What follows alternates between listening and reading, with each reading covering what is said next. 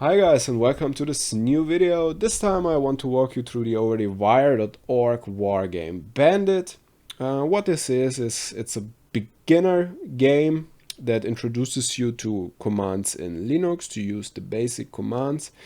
If you're interested in learning penetration testing or IT security, this is a great point to start, because if you are interested in those kind of topics, you should be familiar with Linux and you should be familiar with all the basic commands that you can use in Linux, because you will basically not be able to avoid Linux in the end if you want to work in that field or if you are interested in learning that.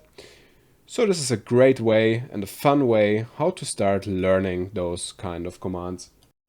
Just a warning up front, if you want to really learn that, you shouldn't start with this walkthrough. You should use this walkthrough if you are stuck in some level, because it's really important that you use and you are developing your research skills to finding the solution for each level. And that is not by typing the exact task of the level what to do, because then you will find the exact answer.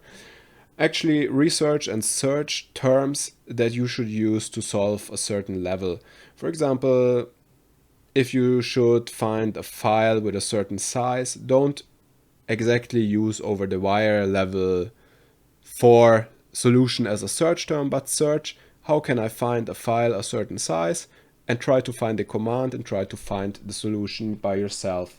And really just use this walkthrough if you are stuck on a certain step, or if you want to redo the exercises but don't want to search all the commands again, or if you want to see another way or another solution than the one that you were using, because there are always, or almost always, there are more ways to reach your goal. And maybe you like this command better than the other one.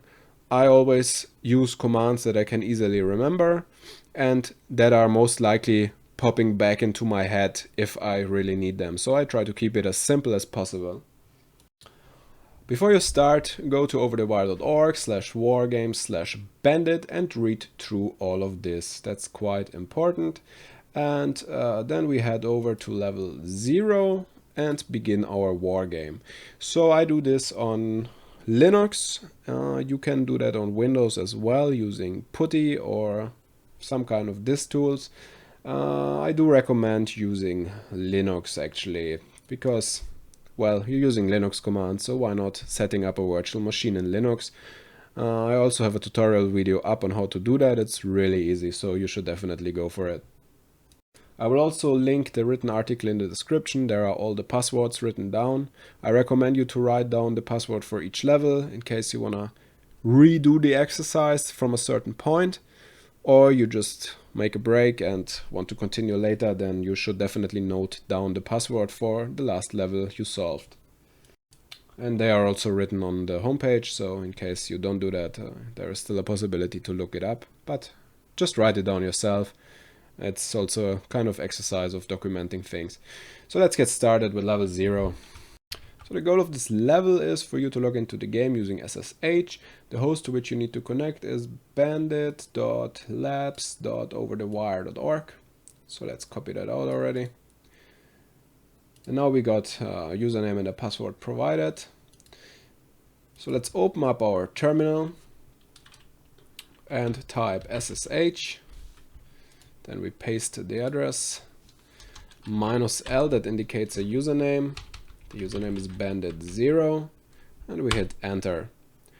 You might get a warning depending on the system that you use, so you might have to type yes that you trust this connection, blah blah blah. So use the password bandit0 and we should be inside of the first exercise. We continue on level 1, or actually to get to the password to level 1. So the password for the next level is stored in a file called readme located in the home directory. Use this password to log into Bandit1 using SSH. Commands you may need to solve this level, those are always recommended commands or commands with which you can actually solve the level. So there are a few of them listed down here, and you can, as I said, there are always different ways on how to get to this goal. So let's see. We list our directories. So we see there's actually a file called readme. How do we read the inside of this file? The easiest way, with the cat command. Cat readme, and that's it. We got the password to our next level. Let's mark it, copy, and we type exit, and just hit the up arrow button on your keyboard. That will bring up the last used command that you used to connect to Bandit 0, and you just change the 0 with 1, hit the enter button, and paste your just acquired password. Let's see what challenge awaits next. We go to level 1. The password for the next level is stored in a file called dash, located in the home directory. Let's see if that's true. Yeah, there is a file with the name dash. So let's see if we can read that. Cat dash. Nothing happens. Why is that? Because you cannot read dashed file names, and that doesn't matter if the file is just simply a dash, or let's say the name of the file is dash readme. You will not be able to read it just simply putting cat and the file name after that. You need to include the whole path leading to this actual file. So we do cat home because it's in the home directory. We are logged in with user bandit1, so we put user bandit1, another dash, and then we hit the tab button, the tabulator key twice, and we get listed all of this, what is inside of this folder. So we can see there's the dash. We put the dash, hit the enter button, and we get our password. Let's copy that. And remember this, remember including the folder, the whole path to the file, because you will need to use that more often. Exit, up arrow, bandit2, paste the password, and we are in the next. Let's see what awaits now. Level 2. The password for the next level is stored in a file called spaces in this file name located in the home directory. Let's have a look. True, there is a file called spaces in this file name. Let's try to cat it. Cat spaces in this file name. It doesn't work. What did we just learn? To include the folder, like the path to the file. We don't need to do that here. There's an easier way how to do that. We type cat, we start to type spaces, and we hit the tabulator key. So this includes backslashes into this. That means it's indicating a space bar or a space in between the files so that cat can read it. Let's hit the enter button, and we got a password to our next level. You should be familiar with the tabulator key, which is autocomplete. So, for example, if I want to shut down and I hit tab, say I start to write SHU, and I hit the tabulator key. Oh, there are actually two commands for that. Let's type one letter more, shut, and I hit the tab key, and it automatically completes the command for me. That works with everything. Every command, if you put CA, for example, and you hit the tabulator key twice, you will see all the files, all the commands starting with CA. So if I put CAL, there's actually a command called CAL. If I put 2L and hit the tab, it completes the color command, because there is no other command with the same name. So this is very, very important and very useful. It also solved our problem with to read the file. So please remember this. With the tabulator key, you will always use it. Let's copy this password and continue to the next one. Copy, exit, up arrow, put bandit3,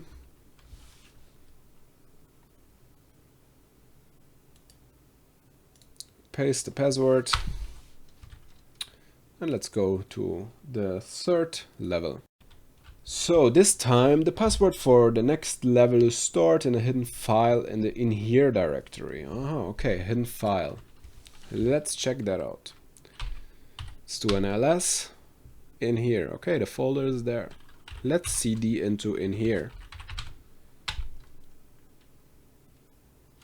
and do ls again. It's empty. Nothing to see here. So what we can do, let's try ls list all. Aha, there is a file with the name .hidden. Interesting. Let's try to cat it. It works. And we got the password to our next level. So ls simply lists all files except hidden files, system files, I think. Yeah, doesn't list system files. So what you need to do is you need to put the extension LA, so it lists all files, including hidden files.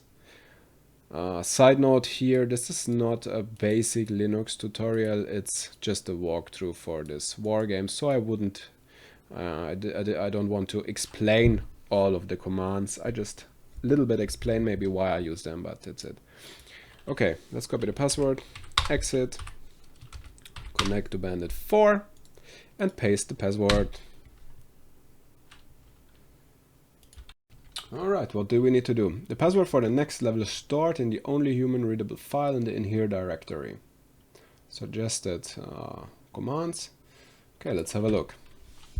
I just cleared my screen, by the way, so if you type something and you hit clear, you have a clean screen again, which is quite useful. Some of the information is still there because it basically just enters spaces in between, so you can scroll up and down and you get still a little bit of the old information there until a certain point. It doesn't go like till the beginning, I guess. Okay, so let's have a look. ls in here is there. Okay, so let's see what's inside of this directory.